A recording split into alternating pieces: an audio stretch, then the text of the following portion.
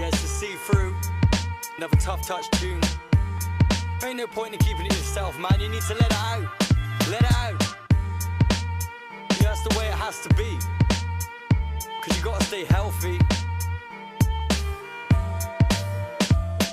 It was always in the back of his mind, but couldn't say. He was terrified that everyone would take it the wrong way, but nobody knew until they found his car in the long stay. He had to make a change, felt his life was one long day. But how could he admit it? How would anyone understand? And who was there to listen? Who was there to make plans? So he kept it to himself, knowing that no one would notice that his feet were unsteady and his eyes couldn't focus. Didn't really have a motive, even no real purpose. Couldn't put his Hello and welcome back to another episode of Rasta TV, where we bring you the best of the best in the business, and today is no different.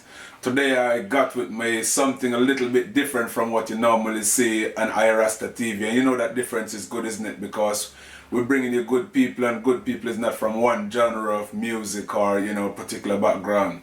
Today I got with me a very talented hip-hop artist by the name of Froo.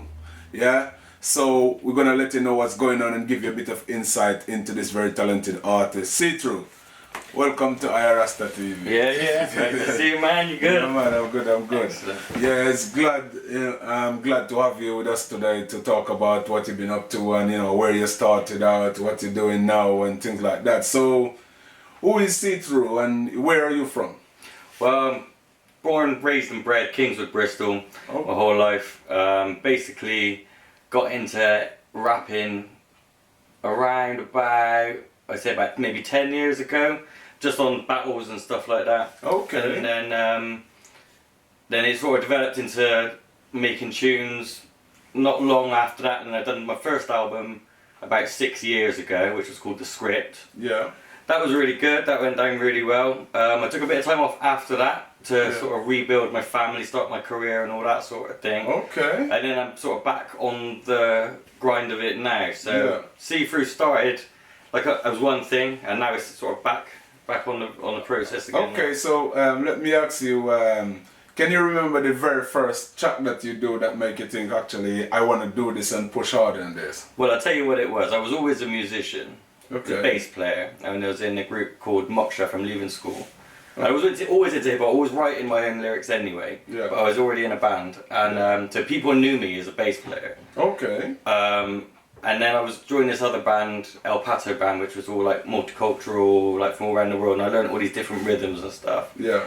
And then we was like for a friend's birthday, and people knew I was into hip-hop. Yeah. And then they said, oh, if there's a battle on, would you enter it? Yeah. And I was like, yeah. Not thinking there wasn't going to be one, you know what I mean? Yeah. And when we got there was. So I was like, oh, I'm going to have to do it now. And came second. Oh, and every single person was like, where did that come from? And that was your first. That was it. Your first battle as well. Yeah, first battle. Second. That's not bad. That's good. And the guy I came second to, no one battles him because you can't win. He's got a spy, legendary spy. So that's inspired you to like keep, you know, pushing and doing that. Yeah, it was kind of something I think I had inside me. Yeah. And it was a bit maybe nervous to show, but then when I did it, I had nothing but positive feedback. So I was like, yeah, that's I'm brilliant. doing it. So, and then you went on to do like an album, you said? Yeah, so... What was the album called? The Script. The Script, sorry, yeah, you did say. Is this available online or anywhere now? Yeah, you can get it all on iTunes and all the normal sites. All the tracks are on YouTube as well. And the reason why it's called The Script is at the time, like, I had troubles and tribulation in my life. I went to see the doctor. Yeah. The doctor was saying, how do you feel when you're making your music? Yeah. And I said, oh, that's the time when I'm good. However, I don't always feel up to go into the studio. Yeah. So he said to me, make yourself go to the studio. Yeah. Because you feel good when you're there. And then do stuff. So it was almost like a prescription to make an album. So that's what I call it, The Script. Okay. Yeah, so I made that with Tough Touch Productions, who are Cali Miss and Nicky Beats. And yeah, I think that was 2009 that one came out. Okay, and they're from Bristol as well, those Yeah, they're both Bristol artists. Okay, so I know you do quite a few performances around Bristol as well, isn't it? Yeah. It's the last time I see you, you was on a television interview you was doing down by the project. Yeah. You know what I mean? That's the last time I see you getting down on stage with all of them other, you know, wicked rappers and as well. You know, it was really nice to stand up watching you all going about your business. It was good, you know what I mean? So, but currently, before we go in any more detail about who you are, I want to say, talk about this new EP that you got. Oh, this EP? Yeah, bring it a bit closer. Yeah. Bring it a bit closer, let them see it. It's called Unit 1. There you Okay. go. Yeah. Cover work by Mr. Ricks from KTF Crew, who is a graffiti artist. And he done the cover for, him and another graffiti artist, Epoch, and Andy North done the cover for the script. Yeah.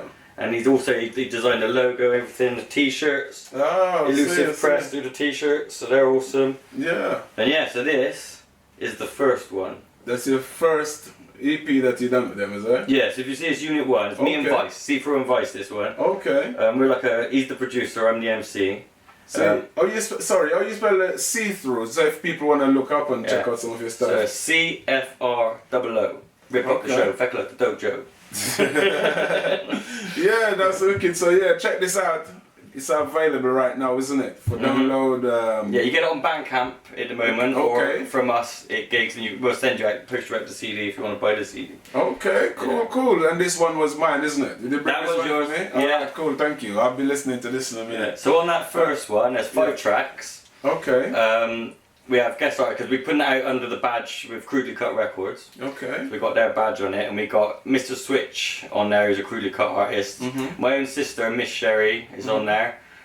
We got Donny Numeric, who is from a group, Delegates of Rhyme from Brixton, who Vice is also involved with. Okay. And this girl, Miss Twist, who's really cool, like she's a rapper, songwriter, poet. It's quite a wide variety, isn't it? It sounds interesting, you know what I mean? It's nice to like, you know, do just song with just yourself as well, but it's also nice when you collaborate with people and get that different sound, isn't it? I think it take it to a different level and make it more interesting as well. Yeah, because part of the idea behind it was, you know, when you're a musician, people go, let's do a track together. Yeah. Everyone always says it, and it never happens. So I was like, let's see who's going to do it. Yeah. You know? I know. There's also a case as well where, because you've been recognized by a lot of people, where people want you to collaborate with them, not necessarily because they want to do anything with the song, but just to have you and a song with them. You know what I mean? That's happened, yeah. So that's the flip side of it as well. So it's about finding that happy medium, that balance in between what we're doing and what doesn't really. Yeah. You know what I mean? So, but you say you were born and raised in Kingswood. What was it like growing up in Kingswood?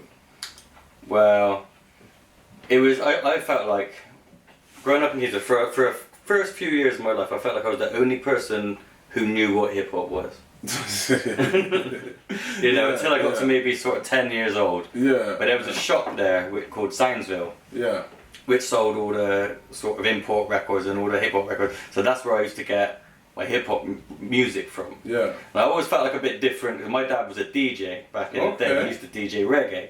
So that's where my upbringing originally was. Yeah, yeah. Like in my house, you'd hear mainly Ecoman and Yellow Mouse, Gregory Isaacs, or Bob Marley. That's before, that's some before good, that were played. That's some mostly. good. That's some good artists. That. Yeah, I love it. So then my dad had these videos of like Ecomax, and especially Yellow Man, the way he'd strut up and down on the stage, that being the coolest, you know, all this business. And that was not really too different to the hip hop. Yeah, you know that's true. So when it was in Kingswood, it's just a white area. It's different now. It's just a completely white area. Yeah.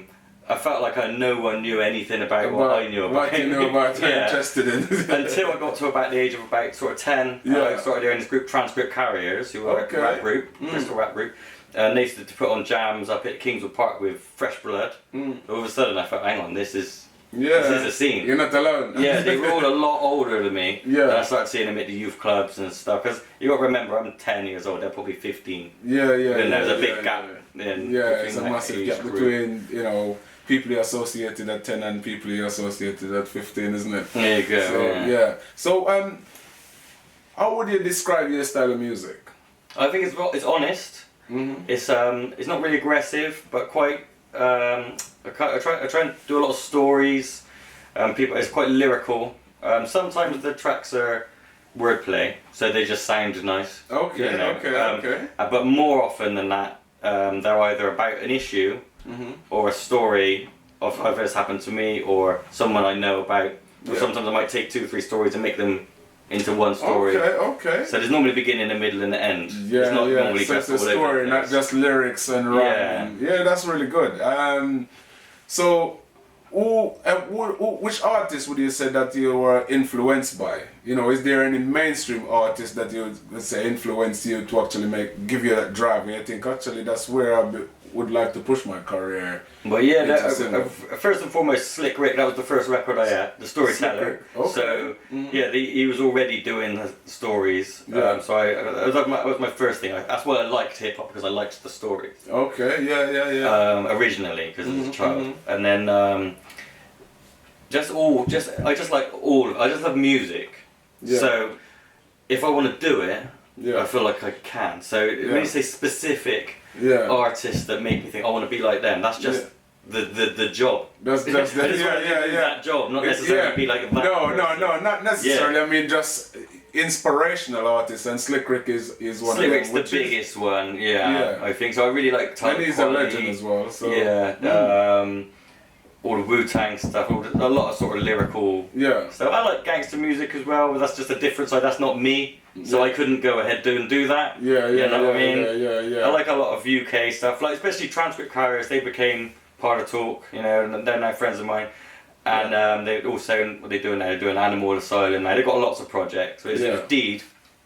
And then I'd see them, it was them really, not necessarily mainstream, but I'd see them in the park doing the jams. And it's like, that's where I want to be. I remember seeing Kells and all the 3 PM and all that, and I'm thinking, hang on, the Bristolians can do it. There's an awful lot of talent in Bristol, trust me, like, you know, I mean, everywhere I go, there's so many hip-hop, jungle, reggae, soul, R&B, dance house, every music you can think of seems to be in Bristol, isn't it? All you need to do is leave your house, and then there's a lot of people doing their thing. I always say that. It's very refreshing. Absolutely. I always say that. So no matter what you want to find, you can find it. One night, give yourself a week, you'll find it somewhere. It is. It's most of the time it's about knowing people as well, isn't it? And then you realize that what you're looking for is right on your doorstep, and I think that's certainly the case in Bristol. Exactly, but I think a lot of Bristol people, through no fault of their own, don't realise what they got. No, take it for granted. And it's not till you go somewhere else you realise there's nothing there. You think, oh, hang on, there is so much going on at home. It's true. It's true. I think that's definitely true. I think it's all about socialising with other people and find out what is available to you, isn't it?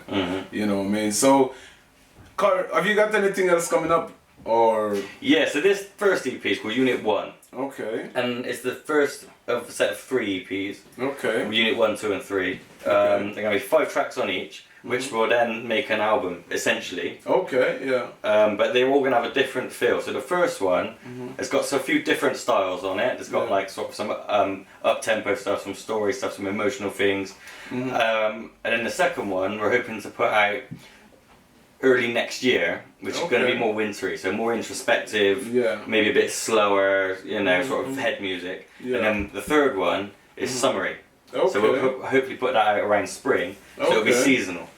So all you promoters that promote looking to do hip-hop shows, it's coming out, so you'll be alive and kicking all the tracks will be on all your radios come summer next year, isn't it? Ready for all them shows. That's it. The idea is that, see, the second and third one are both nearly finished already.